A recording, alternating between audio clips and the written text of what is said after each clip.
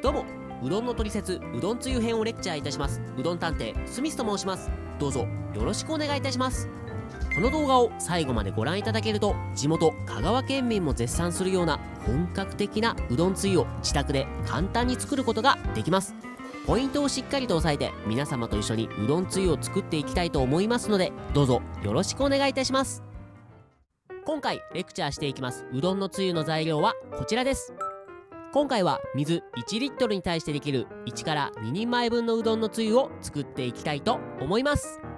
今回使用する醤油は讃岐うどん店でもよく使われている薄口醤油です。突然ですが皆様、だしとつゆの違いについてご存知でしょうか。まずだしとはかつお、昆布、いりこなどから旨味を抽出したものです。そしてつゆとはだしに醤油、みりん、酒など味を加えたものです。つまり旨味を抽出したものに味を加えるとつゆになります。この動画ではタイトルにある通り、うどんつゆとして出汁を取るとこから始まり、最終的には美味しいうどんつゆを作っていきますので、ぜひ本格的なうどんつゆを最後までお見逃しなく。こちらがうどんつゆの作り方です。大きく3つに分けて、下ごしらえ、出汁、つゆの1から10までの工程があります。まずはじめに1から2の下ごしらえの工程から一緒にやっていきましょう。それでは皆様ご一緒にうどんのつゆを作っていきましょう。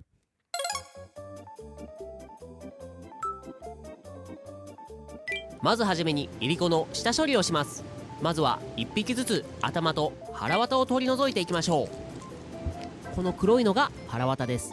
臭みや苦味成分が含まれているので、これを取り除くことで美味しい出汁を取ることができます。この小さな苦労が美味しさの秘訣です。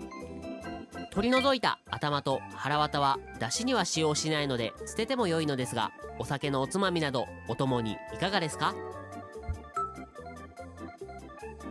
下ごしらえの最後は昆布と下処理をしたいりこを30分間水につけていきます。次は出汁の工程に移ります。30分間水につけておいた昆布といりこを中火で沸騰寸前まで煮出します。沸騰寸前とはこちらのように泡が鍋底にふつふつと出てきた時です。泡が出てきたタイミングで昆布を鍋から取り出します。次は中火から弱火に変えて10分間いりこを煮出します。いりこを煮出しているとアクが出てくるので、こまめに取り除いていきましょう。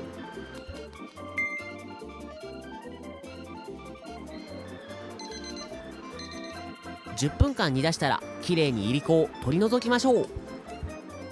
次に鰹節を入れて弱火のまま5分間煮出します。いりこの時と同じようにしばらくするとアクが出てくるので、こまめに取り除いていきましょう。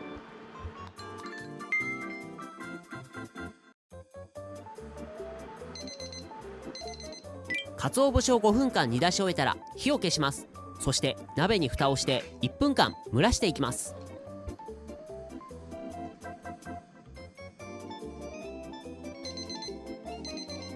1分間蒸らし終えて蓋を取ると風味豊かな香りに包まれます。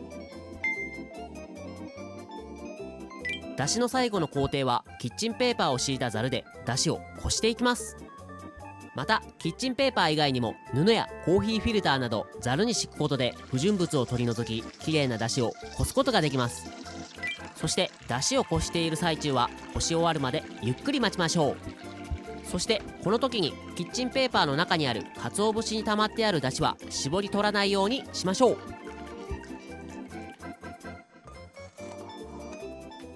下ごしらえ、だしの工程ときて最後のつゆの工程に移ります。先ほどきれいにこしただしを鍋に入れ直して強火で沸騰させていきます。最初にアルコール分があるみりんと酒を入れ、強火でアルコールを飛ばしていきます。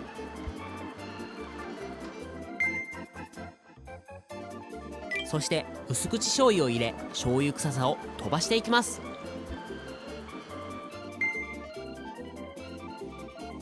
最後は塩を入れて味を引き締めます。そしてうどんつゆを軽く混ぜ合わせると、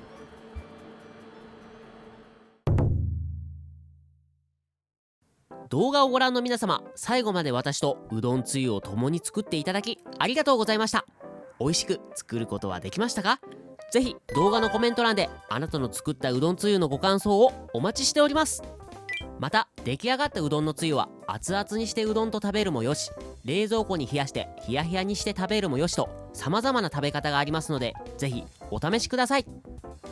最後におまけとして、水からだし、つゆまでの変化を調査しました。こうしてみるとだんだん色づいてきているのがわかります。またこの動画を見て自分オリジナルのだしやつゆの色の変化を調査されたという方は、ぜひこちらもコメント欄でお知らせください。それでは次回も調査潜入。うどん探偵スミスでした。